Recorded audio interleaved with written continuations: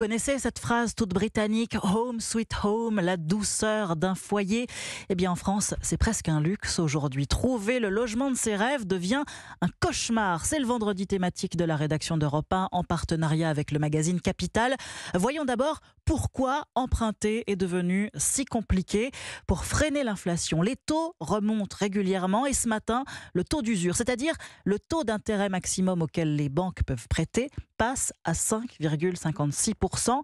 Baptiste Morin, vous êtes le chef du service économie d'Europe 1. On n'avait pas vu une telle situation depuis plus de 10 ans.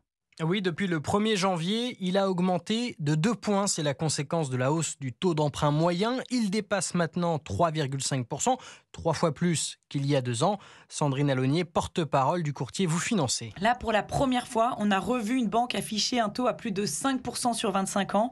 C'est du jamais vu depuis 2008. Le problème qu'on a actuellement, c'est que même à des taux à plus de 4%, les banques ne sont pas encore réincitées à prêter. Dans ce contexte, la production de crédit a chuté de 40% sur un an selon la Banque de France.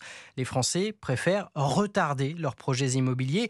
Pourtant, attendre n'est pas forcément la bonne option. Plus on attend, plus les emprunteurs perdent de la capacité d'emprunt. Un demi-point de hausse de taux, c'est 10 000 euros en moins de capacité d'emprunt pour un couple qui gagne 4 000 euros par mois. Depuis 1 an et demi, la capacité d'emprunt d'un foyer a déjà été amputée de 25% et certains voient le taux moyen passer la barre des 5% dès le début de l'année prochaine. Baptiste